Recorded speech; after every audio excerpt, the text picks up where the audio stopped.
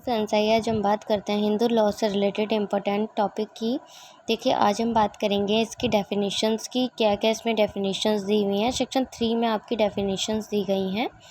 रूढ़ी व प्रथा, section 3 subclause ए में दी हुई है रूढ़ी व प्रथा। रूढ़ी क्या होते हैं? ऐसे नियम होते हैं जो लंबे समय से अनुसरण में लाए जा रहे हैं। लगातार व एक रूपमात्मक प्रयोग के कारण हिंदुओं के मध्य विधि का बल प्राप्त करता है। वह किसी स्थानीय क्षेत्र, जनजातीय समुदाय या परिवार में। भाई देखिए, जो रूढ़ियाँ क्या होती हैं, काफ़ी लंबे समय से चले आ रहे हैं। हमारे जो रीति रिवाज होते हैं, संस्कार होते हैं, वो ही हमारे क्या होती हैं? रूढ़ी होती है, प्रथा होती है कि जो हमारे समाज में पुराने समय से हमारे पूर्वजों के द्वारा कार्य किए जा रहे हैं, उन्हें ही ये संस्कार के रूप में हम रीति के रूप में अपनाते हैं। उन्हें हम रूढ़ी व प्रथा कहते हैं। परंतु क्या कहता है, ऐसे नियम नहीं होने चाहिए कि अयुक्तियुक्त नहीं होने चाहिए, लोकनीति के विरुद्ध नहीं होने चाहिए। यदि एक परिवार में ही प्रयोग होते हों तो उस परिवार में योग ना किया जाए, भोग ना किया जाए। ठीक है। सेक्शन 3 सबक्लॉज बी में जिला न्यायालय हमारा डिस्ट्रिक्ट मजिस्ट्रेट होता है। इसका आपको सभी को बेहतर तरीके से पता है, तो इसमें डिफाइन करने वाली कोई बात नहीं है।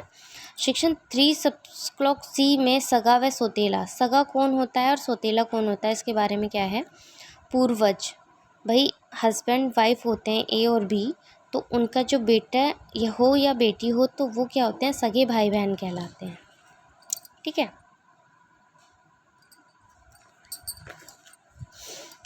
इसके बाद बात आती है डेफिनेशन की। जब वे एक ही पूर्वज से व एक ही पत्नी से जन्मे हों तो उनको हम सगा कहते हैं।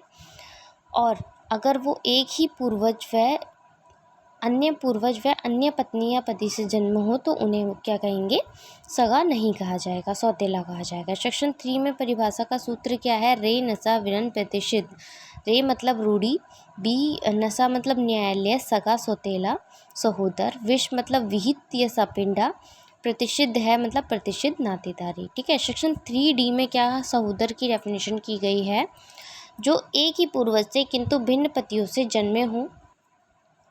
ए है वाइफ, बी है आपका हस्बैंड, तो एक जो होना चाहिए वाइफ पूर्वज व वाइफ। देखिए इसमें क्या है, इस सर्कल के अकॉर्डिंग क्या है भाई, ए और बी हस्बैंड वाइफ हैं। ठीक है। तो वो उनसे जन्मी जो संतान होगी, चाहे बेटा हो या बेटी हो, वो एक ही पत्नी से होगा तो वो सहोदर कहलाएगा। ठीक है।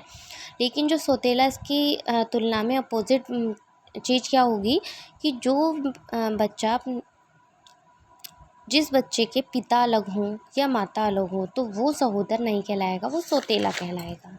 ठीक है। अब बात आती है विहित की। सेक्शन 3E में विहित, जो इस अधिनियम के अंतर्गत बनाए गए नियमों से विहित है उसे हम विहित कहेंगे। 3F में क्या कहा गया है? सपिंड नातेदारी। सपिंड नातेदारी क्या होती है? माता के ऊपर वाली 3 पीढ़ी तक, पिता के ऊपर वाली 5 पीढ़ी तक ऐसे व्यक्ति भी सपिंड कहलाते हैं जो एक दूसरे के अग्रपुरुष हैं, जो एक दूसरे के परंपरागत अग्रपुरुष हैं। नोट क्या है? परंपरागत विधि में माता की तरफ से 5 पीढ़ी, पिता की तरफ से 7 पीढ़ी। सपिंड नातेदारी 2 सिद्धांतों पर कार्य करती है, आहुति सिद्धांत व एकीकरण का सिद्धांत। आहुति सिद्धांत के प्रतिपादक कौन है? जैमिनी। और एकीकरण के सिद्धांत के विज्ञानेश्वर जी। ठीक है। हिंदू लोग अपने पूर्वजों की उपासना करते हैं। पूर्वजों की उपासना का ही एक रूप श्राद्ध करना है। भाई श्राद्ध होते हैं हमारे पितृपक्ष जो होते हैं, वो भी हमारी क्या रूढ़ी रीति रिवाजों का ही एक भाग कहा जाता है। श्राद्ध में वो अपने पूर्वजों को पिंड अर्पित करते हैं। पिंड सामान्यतः चावल के बने होते हैं। एक व्यक्ति अपने पिता की ओर 3 पितरों तक पूर्ण पिंड व 3 पितरों तक अर्धवार्षिक पिंड अर्पित करता है।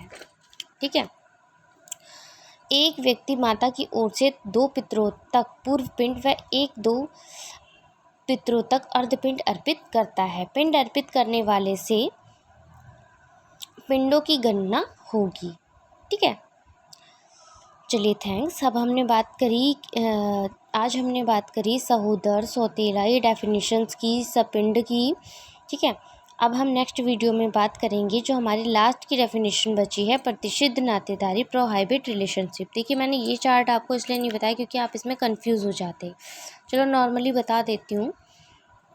ए पिता है, बी माता है। ए पिता के पिता, बी माता की पिता यानी नाना। ट्रिपल ए मतलब पिता के पिता के पिता, बाबा के पिता। ठीक है, चलिए आप कंफ्यूज हो जाएंगे, इसे हम पढ़ाते ही नहीं है ना। चलिए थैंक्स।